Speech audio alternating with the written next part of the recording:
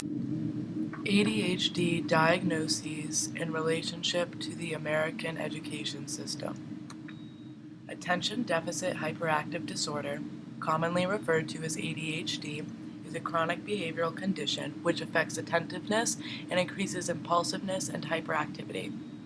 In the United States today, ADHD affects 10% of children aged 7 through 14, but this was not always the case. Within the past 10 years, diagnoses have increased by 41%.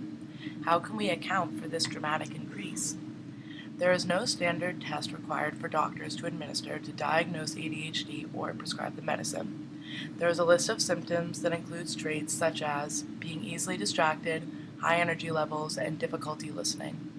This does not mean that all children who demonstrate one or more of these traits have ADHD. There is a blurred line between active young children and those who suffer from a behavioral condition. Many elementary school children are diagnosed and medicated for a condition they do not have. The problematic boundaries between normal and pathological in relation to the ADHD diagnosis have been the subject of long-standing sociological critique.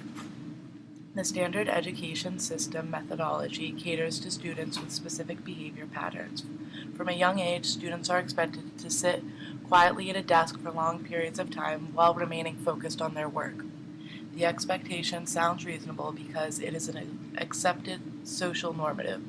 Therefore, kids who struggle to meet the expectation can be viewed as flawed, when in fact, this methodology is not effective for all individuals.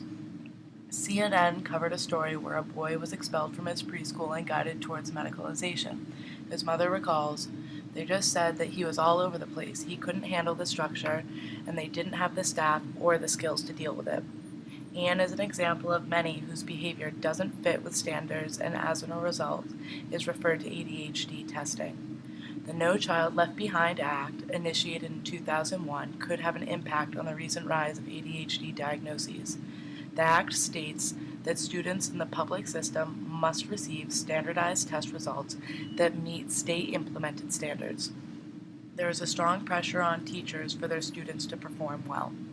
Therefore, a teacher may be more likely to suggest medicalization to students whose behavior is a personal hindrance or distraction to the class. A recent study shows that most U.S. teachers involved a third party with children's behavior, meaning teachers do not believe that children's behavior reflects poorly on their own teaching. Since the Act was initiated, recess and PE times have decreased coincidentally alongside the increase of ADHD diagnoses. The pressure to succeed in the standardized test has resulted in cutting activity time so that more minutes can be allotted for test preparation. 20% of all districts reported decreasing time for recess and 9% for PE to increase time spent in English and math classes. There is an average of a 50-minute decrease in recess per week. Hyperactive students who already struggle in the education format are put at a further disadvantage because they do not have an adequate outlet for their energy. Sadly, there is no concrete answer that accounts for the drastic increase in ADHD diagnoses. However, it is evident that the American myth of fitting into social norms plays a role in the ADHD phenomenon. The national education system is based off of standardization, which inherently preaches the importance of fitting into social norms. Young, hyperactive children who do not fit the standardized education style are labeled as misbehaved. These children are often subjected to medication to fix their behavioral problems so they can work better in the system. The high rate of diagnoses could be attributed to the strict standardized system that does not accommodate for all learning styles. There is a key difference we must learn between hyperactivity and behavioral conditions that require medication.